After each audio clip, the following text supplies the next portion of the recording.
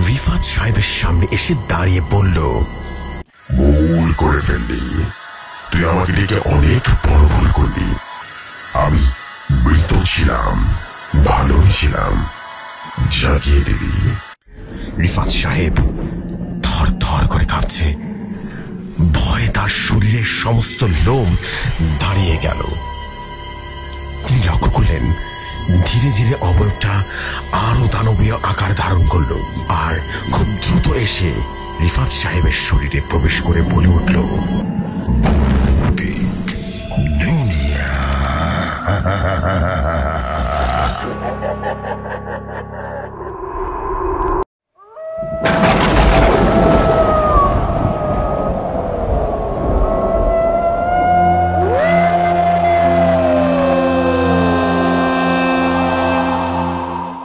ঘটনাটা আমার কাছে যেভাবে এসেছে আমি ঠিক সেভাবে পড়ছি। তো লিখেছেন, আসসালামু আলাইকুম জসু ভাই, কেমন আছেন? আশা করি ভালো আছেন অনেক। আজ আমি আবারও প্রেত পডকাস্টের জন্য একটি ঘটনা পাঠিয়ে দিলাম। আমি ফিরোজ খান বলছিলাম মিরপুর থেকে। ঘটনাটি ভালো লাগলে পড়ে শোনাবেন আপনার সুমধুর কণ্ঠে। চলে যাই গল্পে। রাত 1:30টায় ফোনটা বেজে উঠল আমার। আমি ঘুমিয়ে পড়েছিলাম। সেটা সকাল থেকে ম্যাচ ম্যাচ করছিল। রাতে কোনো রকমের শরীর ছেড়ে দিয়ে ঘুমিয়ে পড়েছিলাম। এমন অবস্থায় মোবাইলের রিংটোনের ঘুম ভাঙলে শরীরও মেজাজ দুটোই খারাপ হওয়ার কথা। আমারও তাই হলো। মোবাইল স্ক্রিনে চাচাতো বোন হাফসার নামটা ভেসে উঠল। বিরক্তি কিছুটা কেটে গেল। সর্বনাশ, এত রাতে হাফসা ফোন দিল কেন? ও তো বহুদিন রাতে ফোন দেয় না। আর ওর এত রাতে ফোন দেওয়ার মানেই বা কিছু একটা তো আছে অবশ্যই। নিশ্চয় কিছু একটা বাজে কিছু শুনতে হবে। শিওরে উঠলাম আমি। বছর দেড়েক আগে প্রতি রাতে এ সময় ফোন দিয়ে ঘুম ভাঙাতো। সেই অভিশপ্ত সময়ের কথা মনে পড়ে গেল। ফোনটা ধরলাম। হাফসা কাঁপা কাঁপা কণ্ঠে বলল, ভাইয়া, আমার জানালায় আবার নখ উঠছে, খুব নখ হচ্ছে। জিজ্ঞেস করলাম না এবার আর। 5 তলা বাইরের দিকে জানালার নক কে করে? ও পাশ থেকে সানসেটও নেই, নিচ পর্যন্ত মসৃণ বিল্ডিং এর দেয়াল। ও সব কিছু না, জোরে জোরে বাতাস পড়ছে তো তাই। জিজ্ঞেস করলাম না, কারণ 2 বছর আগে আমাদের গোটা পরিবারের সবাই প্রথম আফসাকে এসব বলতাম।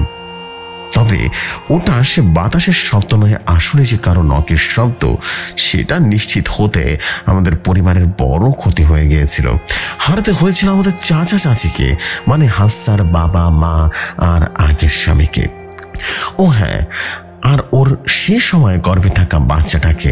আমি তখন বললাম, মানে এতদিন পর? হাফসা তখন বলল, জানি না ভাইয়া, আমার অনেক ভয় করছে ভাইয়া। আমি তখন বললাম, তোর স্বামী না বিদেশে গেল 1 সপ্তাহ আগে, তুই আমার এই বাসাতে থাকতে এসেছিস? কোন দুঃখে রে ভাই, শ্বশুর বাড়িতে থাকতে পারতি না? হাফসা আবারও বলে উঠল, শ্বশুর বাড়িতে তো একাই থাকতে হতো ভাইয়া, খালাতো বোন ঢাকায় বেড়াতে এসেছে, ভাবলাম ওদের নিয়ে একসাথে থাকি কয়দিন, যতদিন বাইরে আছে।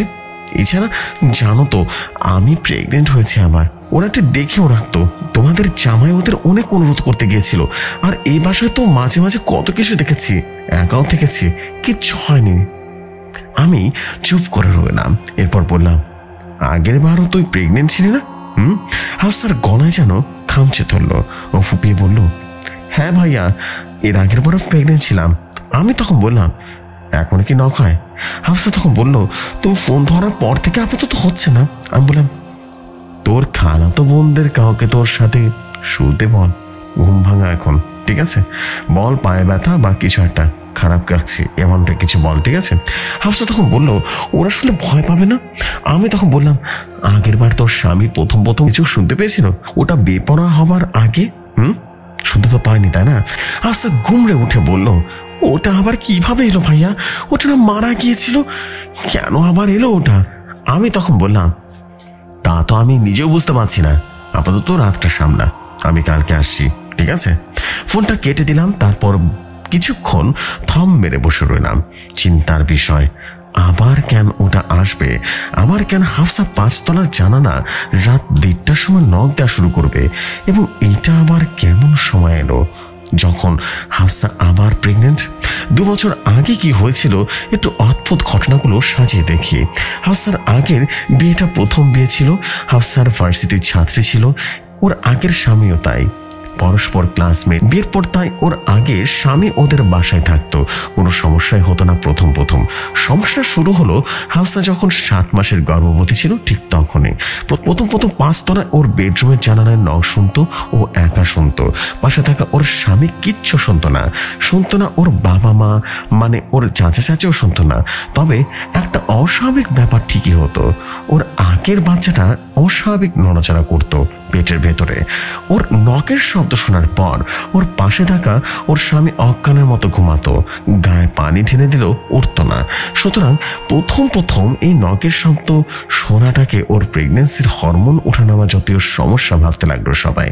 ডাক্তার দেখিয়ে এক ধাতা ঘুমের ওষুধ খাওয়ানো শুরু হলো, তবে কিছুতে কিছু হতো না।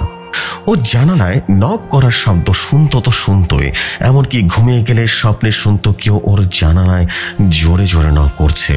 ঘটনাটা ওর পাগলামি কিনা সেটা ব্যাপারে সন্দেহ হলো 2টা ঘটনার পর। এলাকার রাতের পাহারাদারকে একদিন হাফসার বাসায় সামনের রাস্তায় মৃত অবস্থায় পাওয়া গেল। মৃত চোখে তীব্র ভয়, এবং ডাক্তাররা ময়না তদন্তের পর ঘোষণা দিয়েছিল হঠাৎ কিছু দেখে তীব্র ভয় পেয়ে হার্ট অ্যাটাক করেছে।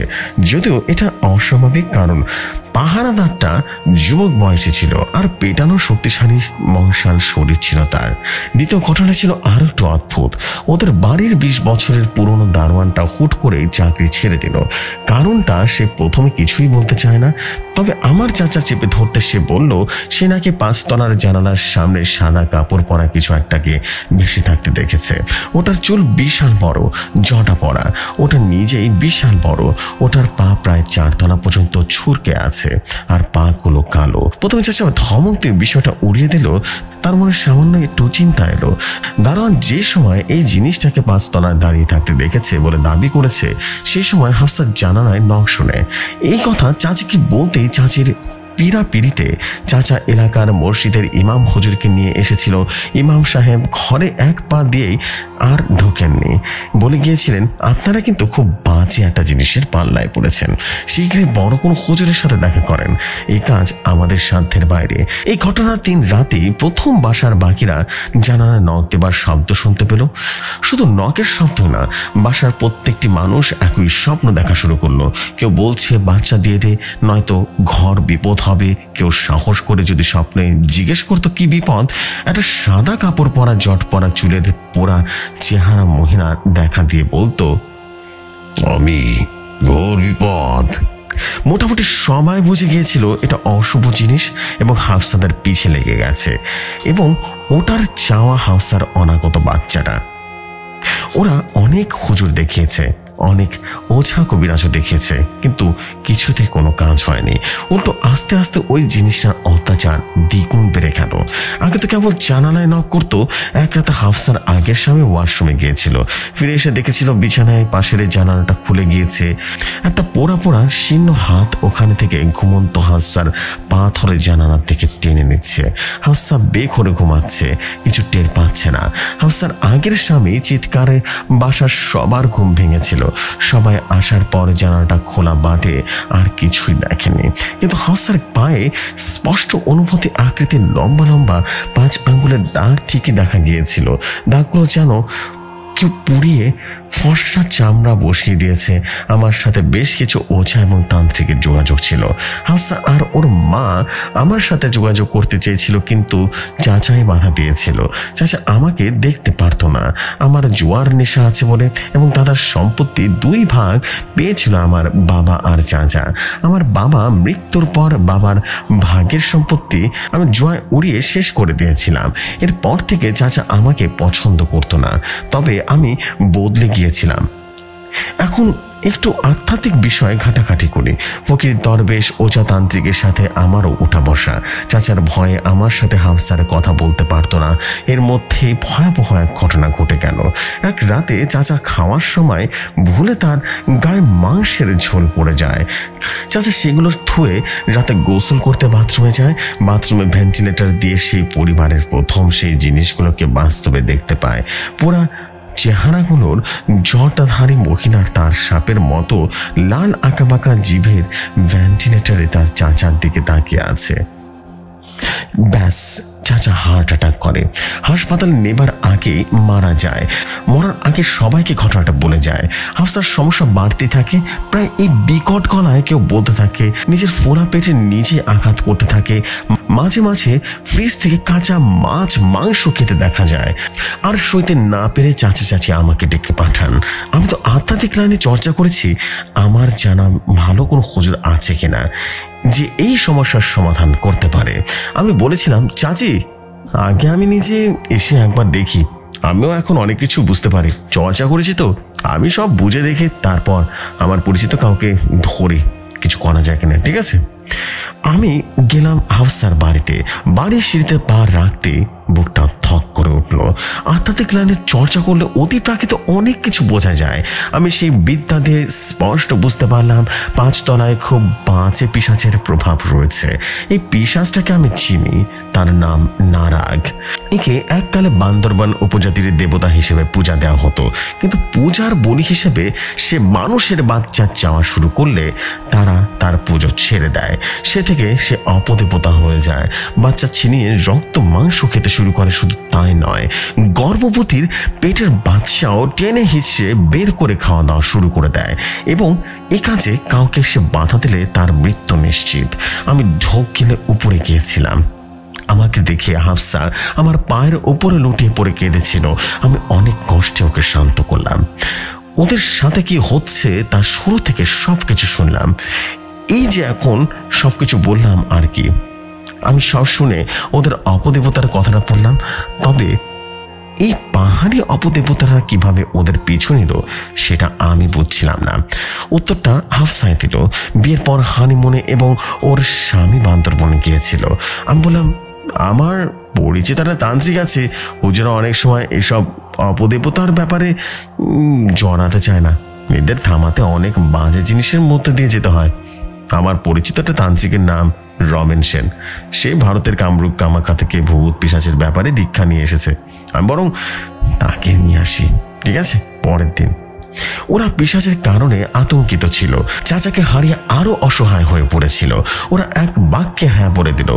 বিকেলবেলাতে সেদিন হুট করে আঁধার হয়ে মেঘ এলো এবং ঝড় শুরু হলো। চাচি ছাদে কাপড় শুকাতে দিয়েছিল।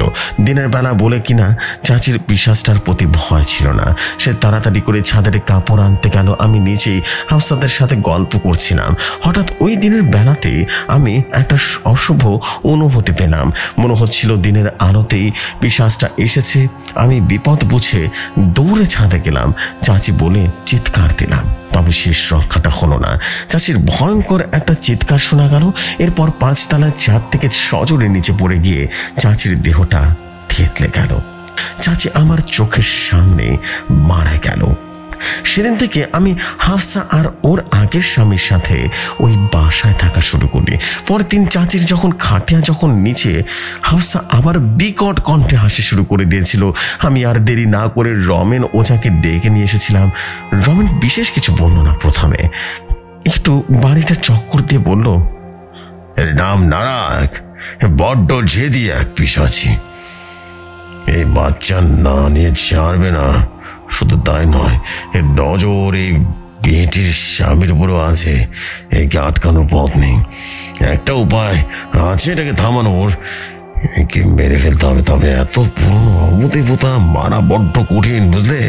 খুব কঠিন হবে কাজটা। হাফসা আর ওর স্বামী পুরোপুরি আমার আর ওঝার উপরে নির্ভর হয়ে পড়েছিল। ওঝা হাফসাদের বারবার তিরস্কার করতে লাগলো। বান্দরবনে গিয়ে ওরা কোনো পুরনো মন্দিরে গিয়েছিল কিনা, যদিও হাফসারা এমন কিছু মনে করতে পারছিল না। রমেন এসে কিছু তন্ত্র মন্ত্র করলো পিশাচটাকে ঠেকাতে, কিন্তু ফলাফল হলো উল্টো। পিশাচটা প্রচন্ড কেঁপে গেল।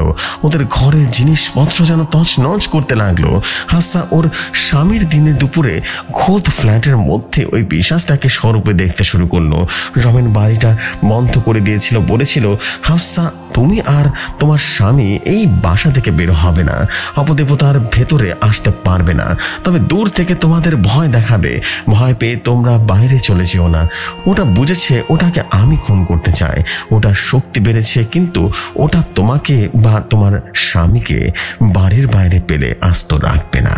তবে এর মধ্যে একটা দুর্ঘটনা ঘটলো। হাফসার বাচ্চা প্রসবের সময় এসে গেল, হুট করে এক রাতে ওর পানি ভেঙে গেল, সাথে উঠল প্রসব বেদনা। রাতে কারো সাহায্য চাইবার মতো পাওয়া গেল না। আমিও তাও কোনো নার্সকে বাসায় আনতে বাইরে গেলাম। আমার ফিরতে দেরি হচ্ছিল, কারণ রাতে বাসায় আসতে কোনো নার্স রাজি হচ্ছিল না। অবস্থা বেগতিক দেখে হাফসা আগের স্বামী হাফসাকে বাড়ির বাইরে নিয়ে এলো। রাস্তার দিকে রওনা হবে। এরপর কি হলো স্পষ্ট আমি জানি না, তবে হাফসা হাসপাতালে যেতে পারেনি। ওর বাচ্চাটা পথে হয়েছিল, কিন্তু বাচ্চাটা হবার পর কেউ ওটার ঘাড় মটকে দিয়েছিল। একই অবস্থা হয়েছিল হাফসার আগের স্বামীরও। তাকে পাওয়া গিয়েছিল ঘাড় মাটকানো অবস্থায়। তবে হাফসার অক্ষত ছিল। রমেন অবশেষে পিশাচটাকে হয়তো খুন করতে সক্ষম হয়েছিল, কারণ এরপর থেকে হাফসা আর কখনো জানালার কাছে কারো নখ শোনেননি, এবং পুরা চেহারাটা জটধারী সে পিশাচটাকে হাফসা আর দেখেননি।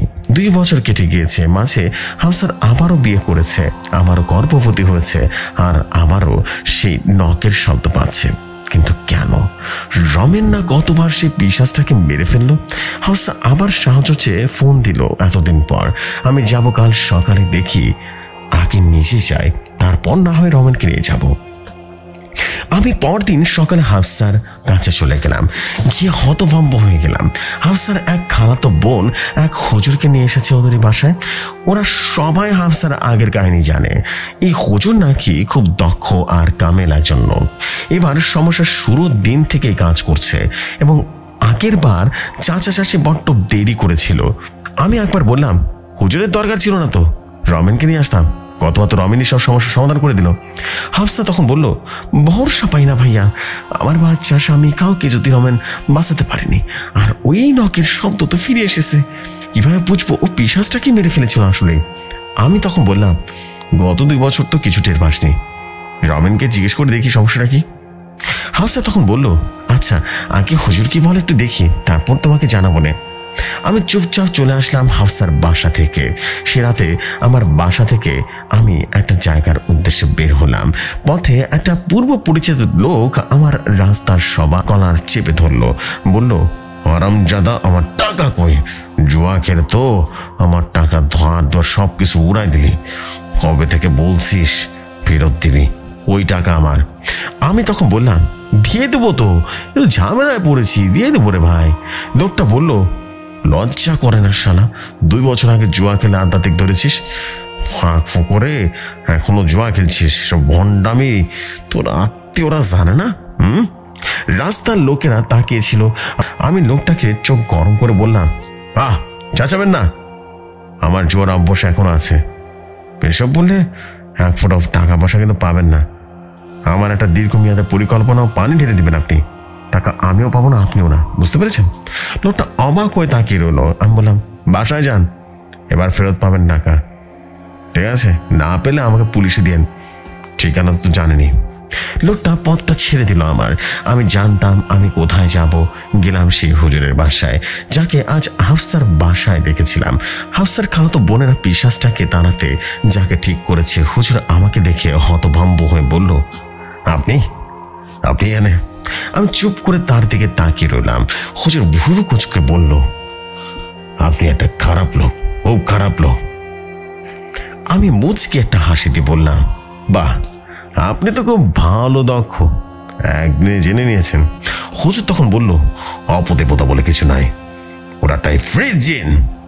আপনি আপনার রমেন ওজারে নিয়ে হাফসার মেয়েটার উপরে সালান দিয়েছেন, তারপর মেয়েটার বাবা আর মাকে জিনটা দিয়ে মেরে বাসায় ঘিরে বসে ওই ওজারকে কালো জাদু শক্ত করে হাফসার বাচ্চা আর আগের স্বামীকে খুন করিয়েছেন। আমি সব বের করেছি, কিন্তু কেন এটা করলেন? আমি তখন বললাম, চাচাকে জিনটা ভয় দেখে মেরেছে বটে, তবে চাচিকে কিন্তু জিনটা মারেনি। আমি ছাদ থেকে ফেলে দিয়ে সবাইকে বলেছি পিশাচ ফেলেছে। হুজুর ঘৃণায় চোখে আমার দিকে তাকালো। আমি বললাম, জুয়া খেলে বাবার ভাগের সম্পত্তি উড়িয়ে দিয়েছি, দেনায় পড়েছি। চাচার কাছে ধার চেয়েও লাভ হয়নি। চাচা আমি জুয়ারি বলে আমাকে দেখতে পারতো না।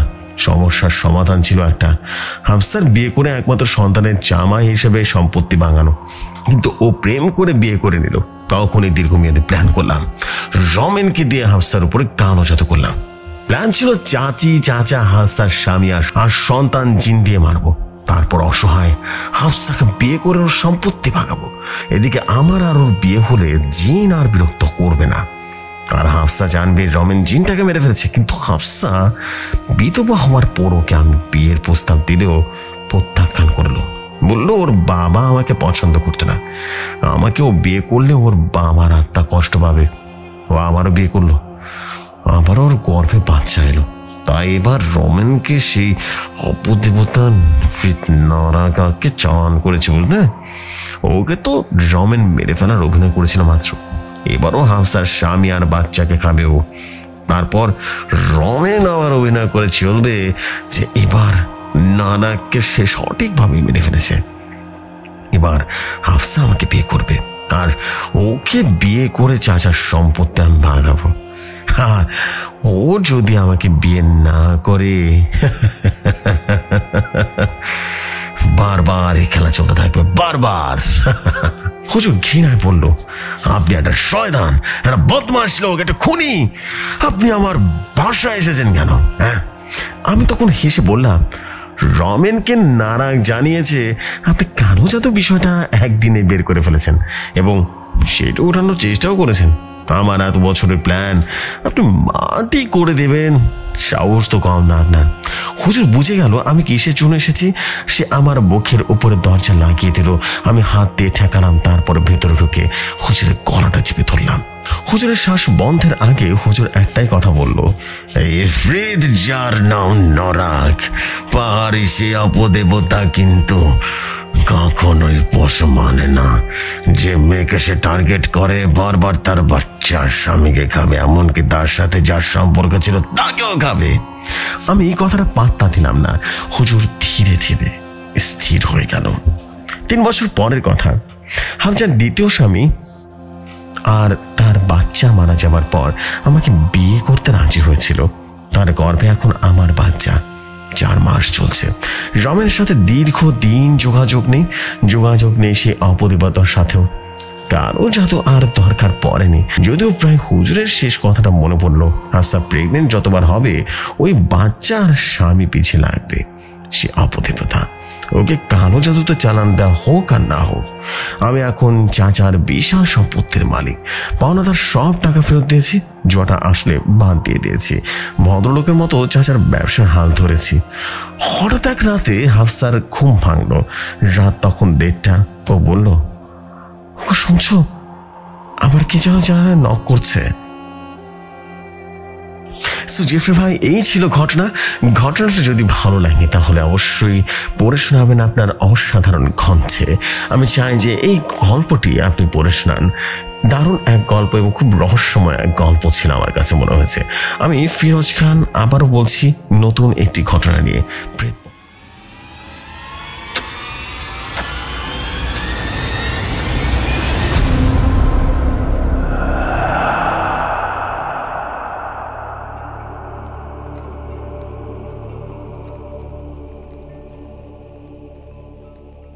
Thank you so much Firoz ভাই for this wonderful story।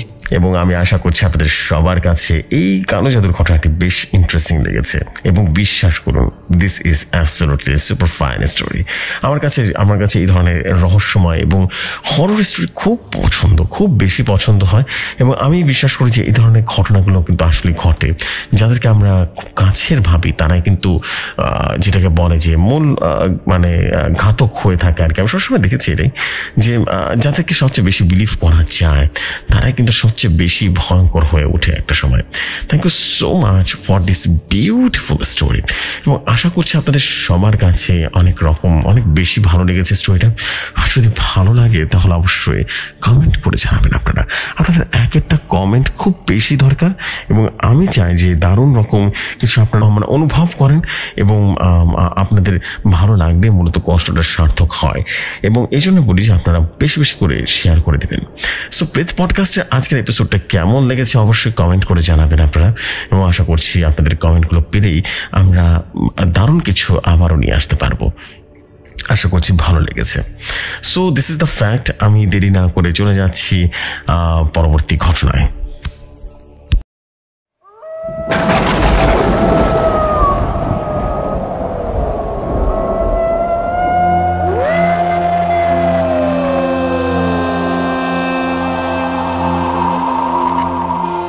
ঘটনাটা আমার কাছে যেভাবে এসেছে আমি ঠিক সেভাবেই পড়ছি। তিনি লিখেছেন, আসসালামু আলাইকুম জোশী ভাই, আমি ফিরোজ খান বলছিলাম মিরপুর থেকে। আজ আপনাকে আবারও পাঠিয়ে দিলাম প্রেত পডকাস্টের জন্য নতুন একটি গল্প। গল্পটির নাম অভিশপ্ত লকেট।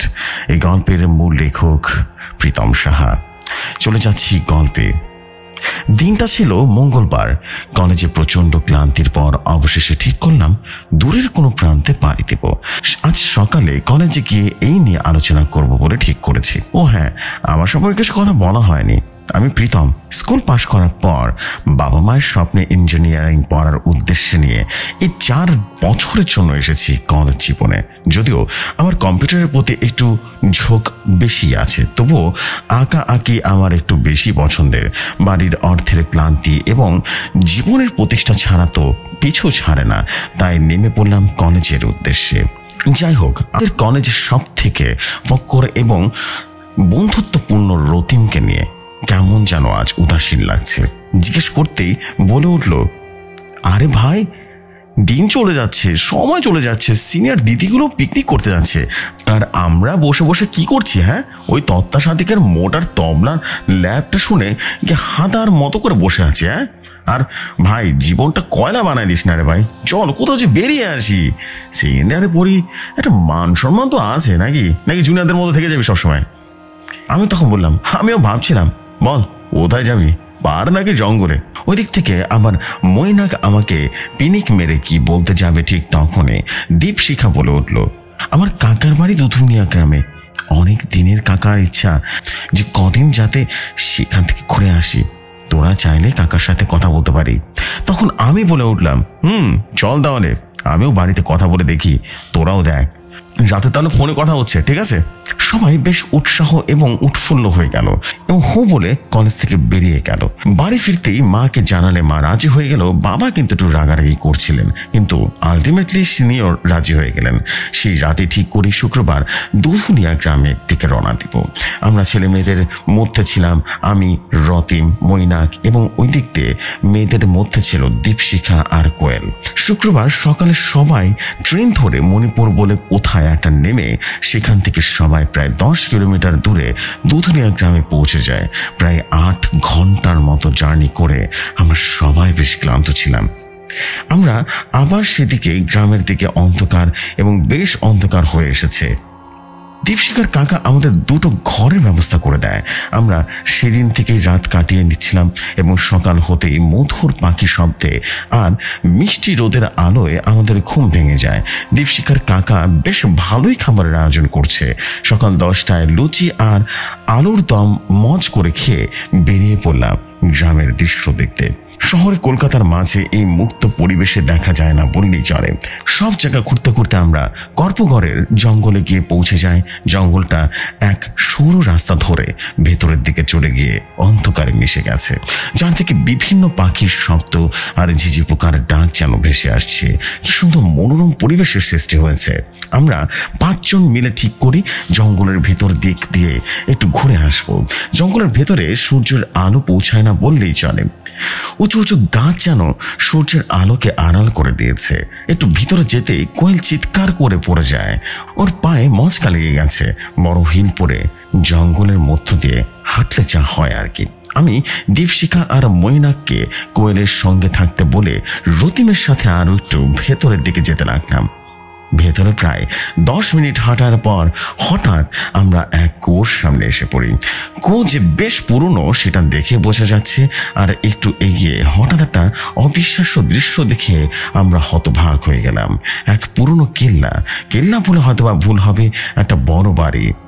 সেই বাড়ির সামনে একটা ঘট রাখা, আর তার সামনে রাখা হয়েছে এক ওইদের ফুটের মতো অদ্ভুত একটা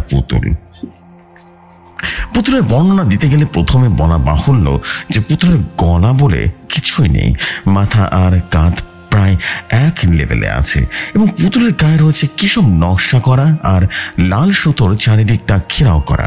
আর সব থেকে অদ্ভুত হলো পুতুলের গায়ে থাকা সেই লকেটটা বেশ দক্ষ কারিগর দিয়ে বানানো হয়েছে, সেটা বোঝা যায়। তার উপরে নকশা দেখে সেটা বোঝা যায়। আর লকেটের উপরে ছিল এক নীল রঙের মণির মতো একটা পাথর। অদ্ভুত বিষয়, এই পুতুল বা এসব জিনিস এই ঘন জঙ্গলে আনন্দকে। এখানে বিকেল হলেই চারিদিকে অন্ধকার হয়ে আসে আর সাথে সাথে গভীর জঙ্গল, আর তাই অন্ধকার তো বেশি বেশি লাগছে। ফোনে টাইম দেখি 5টা বাজে। আমি রতিমকে বলি, তাড়াতাড়ি চল, দেরি হয়ে যাচ্ছে। আমি হুড়মুড় করে বেরিয়ে এসে বাড়ির বাইরের দিকে দেখি এবং রতিমেরকে আসতে দেরি হলো। আমি ভাবলাম হয়তো ভেতরের দিকটা একটু ঘুরে দেখছি। আমরা তাড়াতাড়ি করে সবাইকে নিয়ে দীপশিখার কাকার বাড়িতে পৌঁছালাম। রাতে কাকা একটু রুটি আর কষা মাংস দিয়ে যায়। সবাই তা খেয়ে শুয়ে পড়ি। আজ রাতে কেন জানি না ঘুম আসলো না। তার মধ্যে ওই সব জিনিস যে সবাইকে বলবো তাও আমাদের মধ্যে কারোর হয়নি। সকলে সব বলা যাবে এই ভেবে চোখটা যখনই বুঝলাম ঠিক তখনই রতিম আমাকে ডাক দেয়। রতিম আমাকে বলল, এই একটা জিনিস দেখবি? আমি কি বলে জবাব দেবো? ও আমাকে পকেট থেকে বের করে সেই জঙ্গলে থাকা লকেটটা দেখালো। লকেটটা বার করা মাত্র একটা পচা দুর্গন্ধ যেন চারদিকটা পড়ে গেল। কুকুরের কান্নার আওয়াজ যেন বাইরে থেকে আসা শুরু হলো। এসবই আমি ভাবতে লাগলাম, কেন বিড়াল মরা, পচা দুর্গন্ধ আর কুকুরের আওয়াজ কেমন হয়? আর এমন বা হলো কেন? অদ্ভুত ব্যাপার তো। এই হঠাৎ করে লকেটের সাথে এগুলো কি হলো আবার? কাল রবিবার সকালে সবার মন যেন বেশ ফুরফুরে ছিল। কাকার আজ কাজ থাকায় সকালে বাড়ি থাকবে না, তাই আজ কোথাও যাব না। বেরিয়ে কাকার বাড়িতে একটা গল্পের আসর বসাবো। আমি ঠিক করলাম আজ সবাইকে লকেটটা দেখাবো। আমরা 5 জন বিছানার উপরে গিয়ে গোল করে বসেছিলাম।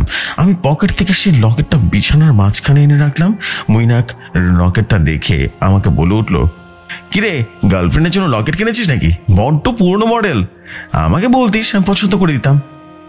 ওদিক থেকে রতিম বলে উঠলো, আরে না না, তোরা যা ভাবছিস এমনটা না। তোরা যখন ওই জঙ্গলের মধ্যে কোয়েলকে নিয়ে ব্যস্ত ছিলি না, তখন আমি আর প্রীতম গেলাম না জঙ্গলের ভেতরে, ওইখান থেকে এটা পেয়েছি, বুঝলি? আমি তখন রতিমের কথায় হা মিলালাম এবং বললাম, এই লকেটটা একটা পুতুলের মতো জিনিসের উপর পড়ানো ছিল। বাইরে আসার পথে কখন যে রতিমের লকেটটা নিয়ে এসেছে। তখনই কোয়েল বলল, আরে ছাড় তো, লকেটটা তো পরেই ছিল, বেশ সুন্দর কিন্তু, যাই বলিস না কেন। মৈনাক তখন বলল, সুন্দর লকেট সুন্দর ব্যক্তির গলায় বানায়। মৈনাক যে দীপশিখার প্রতি দুর্বলতা ছিল সেটা আমাদের সবারই জানা। মৈনাক প্রায় জোর করে দীপশিখার গলায় সেই লকেটটা পরিয়ে দিল। মৈনাকের কাণ্ড দেখে আমরা সবাই হেসে পড়লাম। আমাদের এই রকম কথা মজা করা চলছে এই সময় সকলের ফুরফুরে ভাবটা কেমন যেন হারিয়ে গেল। সুন্দর মুক্ত আকাশটা মেঘে যেন ঘনিয়ে এলো। চারিদিকটা প্রচন্ড জোরে জোরে কালো করে ঝড় নেমে আসলো।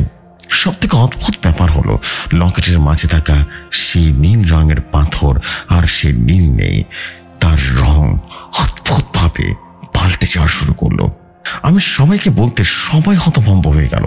দীপশিখা এই পরিবর্তনটা দেখে ভয়ে সেই লকেটটা ছুঁড়ে খাটের নিচে ফেলে দেয়। সবাই যেন খুব নিস্তব্ধ হয়ে গেল। আমরা সবাই একে অপরের দিকে চাওয়াচাই করতে থাকলাম। কিছুক্ষণের আগে সে আনন্দটা যেন কোথায় যেন মিলিয়ে গেল। পরিবেশের মতো আমাদের মধ্যে যেন কালো কিছু আবরণ এসে জমা হয়েছে। চারিদিকে জোরে জোরে বিদ্যুৎ চমকাচ্ছে এবং মনে হচ্ছে সবকিছু লন্ডভন্ড হয়ে যাবে। ঘরের জানালা গরজা খিল না দেওয়ায় সেগুলো সামান্য ফ্রেমগুলোতে বাড়ি খেতে থাকে। কাকা ঘরে ঢুকে পড়ে থাকা সেই লকেটটা দেখতে পায়। লকেটটা দেখে কাকার মুখে যেন কালো অন্ধকার ছেয়ে আসলো। কাকা ভীত সন্ত্রস্ত হয়ে বলল, এই এই লকেট তোমরা কোথায় পেয়েছো? হ্যাঁ, তখন আমি সেই প্রশ্নের উত্তর দিই, জঙ্গলে ঘুরতে যাওয়ার সময় পেয়েছি আর কি। কাকা আমাদের প্রায় রেগে গিয়ে বলে উঠলো, তোমাদের জঙ্গলে যেতে কে বলেছে? হ্যাঁ, এই লকেট, হায় ভগবান, এখন কি করব? আমরা কোনো কথাই যেন বুঝতে পারছিলাম না। তখন ময়না কাকাকে বলল, আচ্ছা আপনি খোলাসা করে বলুন তো ঘটনাটা কি?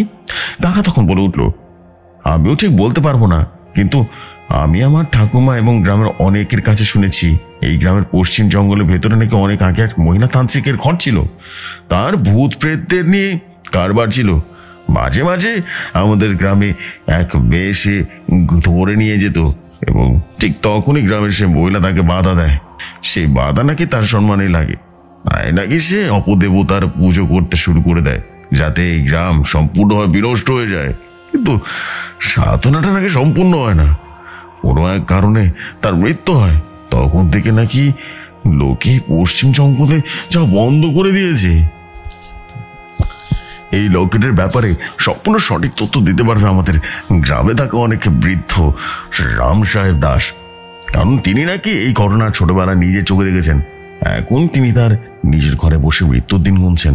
ঝড়ের প্রভাব কমতে আমরা সবাই রাম দাসের বাড়িতে হাজির হব, ঠিক আছে? আমরা সবাই ধীরে ধীরে সেখানে চলে যাই এবং রামদাসের বাড়িতে হাজির হই। বৃদ্ধ রাম সাহেব দাস প্রায় শয্যাগত। কাকা তার কাছে গিয়ে বললেন, রাম কাকা, আমরা ওই সমস্যার মুখে পড়েছি। তোমার মনে আছে তুমি আমাকে একটা লকেটের সম্বন্ধে গল্প করতে বলেছিলে, যেটা ওই পশ্চিমে ধুধুলিয়া জঙ্গলে ছিল? কাকার কথা সম্পূর্ণ শেষ না হতে রাম সাহেব বলে উঠল, ওই জঙ্গলে কেউ যাস না, অভিজ্ঞতা লকেট আছে। রাম দাদুর এই কথাটা শুনে আমাদের ঘাড়ের দিক থেকে যেন ঠান্ডা বাতাস বয়ে গেল। কাকা রাম সাহেবকে বলল, রাম কাকা, তুমি এই সম্বন্ধে কোনোদিনই খোলাসা করে কিছু বলোনি, আজ আজ একটু বলো না, এই এই লকেট আর তার কি ইতিহাস? রাম দাদু তখন বললেন, ঠিক আছে, আমি আর কদিন বাঁচে থাকবো, তোমাদের আজ সব বলে দিই।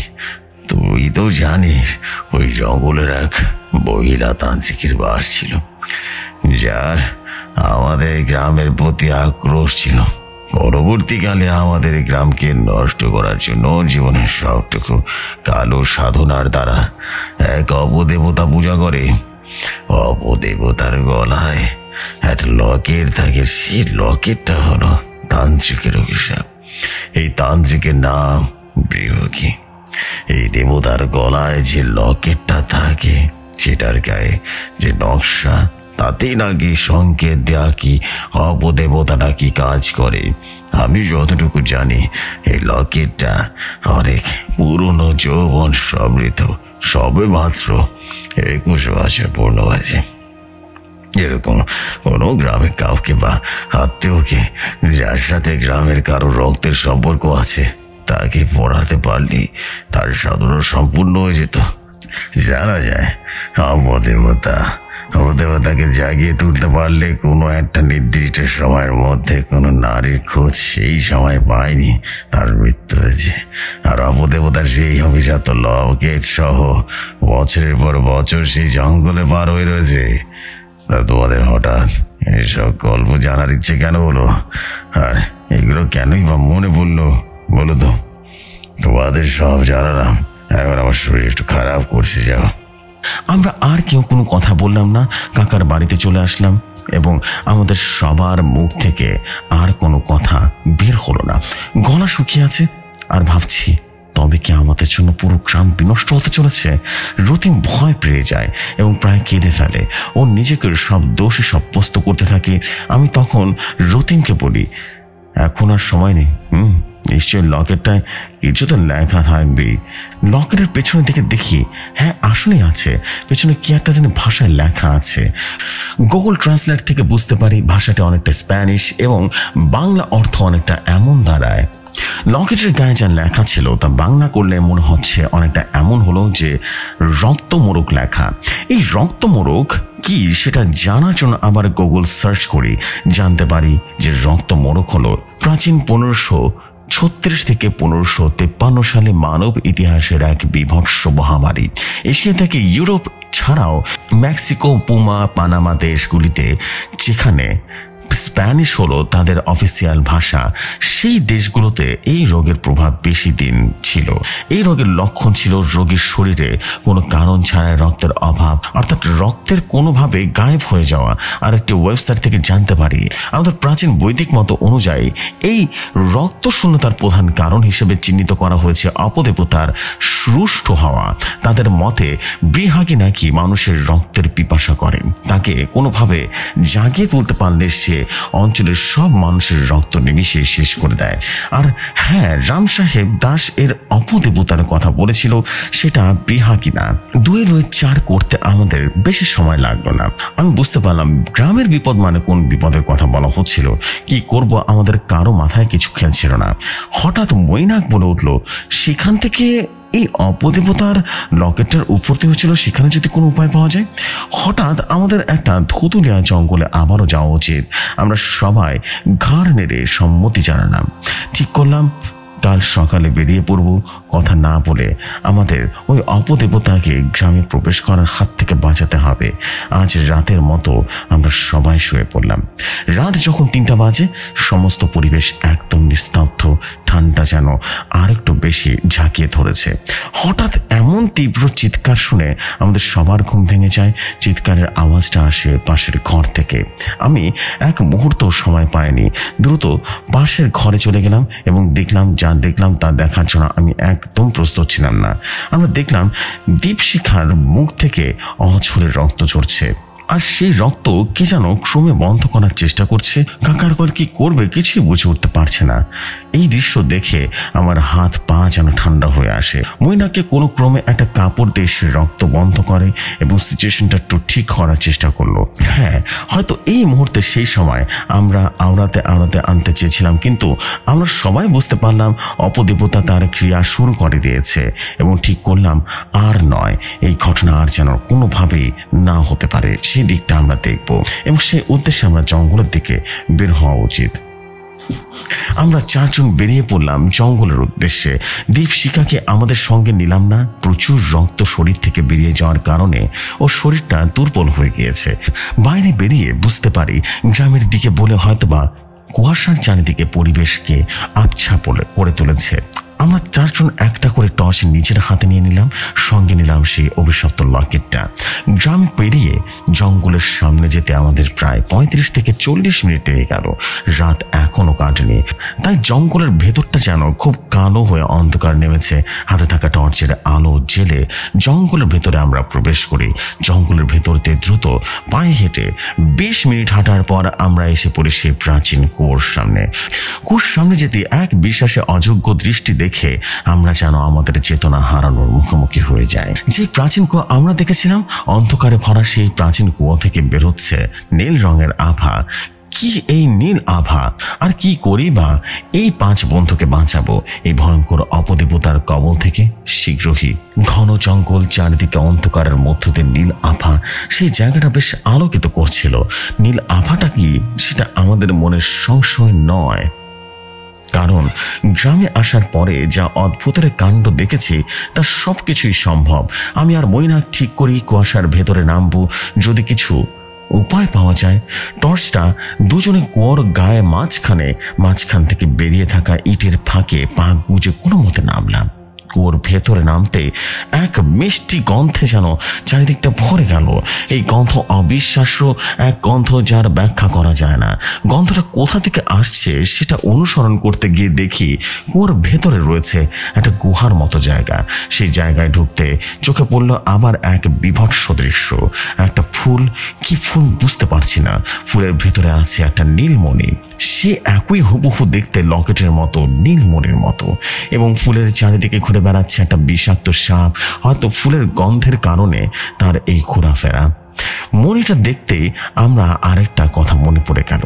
সেই লকেটের মণিটা কিন্তু আর নীল নেই, ওটা লাল হয়ে গেছে।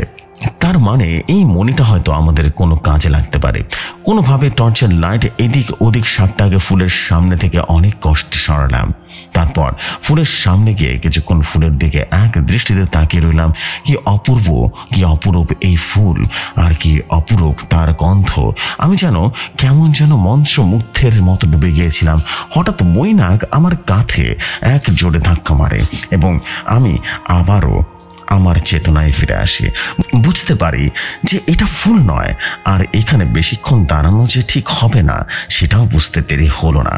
দ্রুত ফুলটাকে ছিঁড়তে যাই। ফুলটাকে ছিঁড়তে গিয়ে হঠাৎ কেমন যেন মনে হলো কেউ যেন আমাদের ফলো করছে, কিন্তু কিসে সেদিকে তেমন মনোযোগ না দিয়ে ফুলটাকে ছিঁড়ে আমরা কুয়ো থেকে বেরিয়ে আসি এবং কুয়ো থেকে বেরিয়ে এসে জানতে পারি রতিন সেই পরিত্যক্ত বাড়িতে গিয়েছিল। কিছু সন্ধান পায় নাকি দেখতে। ও নাকি একটা বেশ প্রায় 100 থেকে 150 বছর পুরনো একটা বই খুঁজে পায়। সেই বইটার উপরে লেখা অপদেবতার জাগরণের প্রক্রিয়া। বইটা খুলতেই সেই দেখা মূর্তির ছবি দেখতে পায়। অপদেবতার জাগরণের প্রক্রিয়া তো আমাদের জানা, কিন্তু একে আবার আগের অবস্থা কি করে দেখানো যায় তা জানা নেই। বইটা টর্চের আলোয় ওলট পালট করে দেখতে পাই অপদেবতাকে নিয়ন্ত্রণ করার প্রক্রিয়া। সেখানে লেখা অপদেবতাকে একবার জাগিয়ে তুললে তাকে আর কোনোভাবে আগের অবস্থায় ফেরানো সম্ভব নয়, কারণ বৃহরোগী এক পৈশাচিক হিংস্র দেবতা তার লক্ষ্য পূরণ না করা পর্যন্ত থামে না। কিন্তু তাকে যেমন পুরোপুরি থামানো না গেল, তাকে তার লক্ষ্য নিয়ন্ত্রণে দ্বারা সরানো যেতে পারে। কিন্তু এই সরানোর জন্য একজনকে বলি দিতেই হবে। এই বলির কথা শুনে আমাদের গা হাত পা যেন শুকিয়ে ঠান্ডা হয়ে গেল। বইয়ের পাতা আর একটু ওলট পালট করে জানতে পারি অপদেবতাকে যে আটকাতে হলে যে অপদেবতাকে জাগিয়ে তুলেছিল তাকে অপদেবতার শিকার হতে হবে। তা না হলে অপদেবতার গলায় থাকা লকেট যে ধারণ করেছে তার মৃত্যুর মধ্যে অপদেবতা গ্রামে প্রবেশ করবে। সবকিছু জলের মতো পরিষ্কার হয়ে গেল আমাদের কাছে। তার মানে আমাদের নয়, মৈনাককে অপদেবতার হাতে তুলে দিতে হবে, নয়তো দীপশিখাকে এখন সে অপদেবতার শিকার হতে হবে। আর তার মধ্য দিয়ে আসবে আবারও ভয়ঙ্কর ভাবে অপদেবতা। আজ রক্ত অমাবস্যার শেষ তিথি। পুরনো বইটার মতে লকেট পরানোর পরের অমাবস্যার বিহগী তার কাজ শুরু করে দেয়। জঙ্গলের পথ ধরে যখন আবার কাকার বাড়ির দিকে রওনা দিই, ঠিক তখন হঠাৎ আমাদের সামনে রাম কাকা চলে আসে। রাম কাকা দেখে বুঝতে পারি কুয়োর মধ্যে যখন মনে হচ্ছিল কেউ আমাদের ফলো করছে, তাহলে সেটা রাম কাকাই ছিল। আমি রাম কাকাকে বললাম, আপনি এখানে? রাম কাকা উত্তর দিল, আমি ভালোই বুঝতে পেরেছি না তোমরা কিছু না কিছু ভয়াবহ কাণ্ড করেছি, নাহলে হঠাৎ করে ওই যত লকেটের কথা কেন জিজ্ঞেস করলে? তোমাদের মুখের রক্ত যেন শুকিয়ে গিয়েছিল, আবার ওইখানে কটকা লেগেছিল। আমি তখন বলি, আপনি যখন সব জানতে পারেন তাহলে বলেননি কেন? কিছুভাবে আমরা কিভাবে এখান থেকে রক্ষা পেতে পারি? রাম কাকা তখন বললেন, বিয়োগী যেরকম রক্তের পিপাসা, তার হাতে রক্ষা পাওয়া সম্ভব নয়, সহজও নয়। ও একজনকে মারবে, তবে হয়তো আমরা গৃহাঙ্গীকে কোনোভাবে জখমা দিতে পারি, কিন্তু তাতেও তো বিপদ আছে, বহু বিপদ। আমি তখন বললাম, রাম কাকা আপনি বলুন, আমি যে কোনোভাবে যে কোনো কিছুর দ্বারা আমি আমার বন্ধু দুজনকে রক্ষা করতে চাই। রাম কাকা আপনি বলুন। রাম কাকা বলল, দেখো, এই জঙ্গলে এইসব নিয়ে আলোচনা করা খুব সুবিধার হবে বলে মনে হচ্ছে না, বিপদ হতে পারে। চলো তোমাদের কাকার বাড়িতে নিয়ে গিয়ে আলোচনা করি। কাকার বাড়ি যেতে কাকা বেরিয়ে এসে কাঁদতে শুরু করলো। দীপশিখার গায়ের রং ধীরে ধীরে ফ্যাকাশে হয়ে যাচ্ছে। আমরা দ্রুত ঘরের ভিতরে গিয়ে দেখি দীপশিখা চেতনা হিম হয়ে পড়ে আছে। চোখের নিচে কালি জমে গেছে, গলার হাড়গুলো যেন বেরিয়ে গেছে। দেখতে মনে হচ্ছে গায়ের দিক থেকে রক্ত ধীরে ধীরে কেউ চুষে চুষে বের করে নিচ্ছে। রাম কাকা বলল, সময় আমাদের অনেক, যা করার আজ রাতেই করতে হবে। রাম কাকার মতে আজ অমাবস্যা যখন ঘন কালো অন্ধকারে ছেয়ে যাবে এবং রাহু চন্দ্রকে পুরোপুরি গ্রাস করবে, চারিদিক হয়ে উঠবে ঘনময় অন্ধকার, বাইরে শিয়ালের ডাক পর্যন্ত শোনা যাবে না, সেই মুহূর্তে সেই জায়গায় অর্থাৎ জঙ্গলে যেখানে লাল সুতায় অবদেবতার মূর্তি ঘেরাও করা ছিল সেখানে মৈনাকের রক্ত সহ যাবে রাম কাকা, আর যাবে মৈনাক ও দীপশিখা। কিন্তু রাম কাকা মৈনাকের রক্ত নিয়েই বা কি করবে? হ্যাঁ, এটা শুনেছিলাম রাম কাকার বাবা তন্ত্র সাধনায় লিপ্ত ছিল, কিন্তু রাম কাকার উপরে আমাদের বিশ্বাস করাটা কি ঠিক হবে? রাম কাকার কথা না শুনে এছাড়া আমাদের উপায় বাকি কোনো রাস্তা তার খোলা নেই। রাম কাকা বলল, ভোরের আলোয় আমরা আবার ফিরে আসবো, শুধু আমরা 3 জন সেখানে যাব, তোমরা আর কেউ সেখানে যাবে না, সবাই বড়ই কম, এখনই বেরোতে হবে। মৈনাক দীপশিখাকে সঙ্গে করে নিয়ে ধীরে ধীরে রাম কাকা সহ জঙ্গলের দিকে রওনা দিল। তো আমাদের বন্ধুদের এত রাতে রাম কাকার ভরসায় কোনো মতে ছাড়তে ইচ্ছা করছে না, ঠিক করে আমরাও সেখানে যাব। ওরা গেছে 15 মিনিটের মতো হয়ে গেছে। আমরা 3 জন দ্রুত পায়ে জঙ্গলের দিকে রওনা দিই। জঙ্গলের ভেতরে একটু আড়ালে দেখতে পাই মৈনাক তার হাতে একটা ধারালো ছুরি দিয়ে কেটে এক পাত্রে প্রায় অনেকটা রক্ত জমাট করে রেখেছে, আর দীপশিখাকে শুয়ে রেখেছে একটা দেওয়ালের সাথে হেলান দিয়ে। কিন্তু কি করতে চাইছে রাম কাকা? এই দৃশ্যের কিছু মুহূর্ত পর রাম কাকা সেই পাত্রে থাকা রক্ত চুমুক দিয়ে খেতে লাগলেন এবং বাকি থাকার রক্ত সারা গায়ে মেখে নিলেন। আমি যেন হতভম্ব হয়ে গেলাম। কি দেখলাম এটা আমি? কিছুক্ষণ পর রাম কাকা ছুরিটা নিয়ে নিজের হাতে মৈনাক নামটা লিখলো।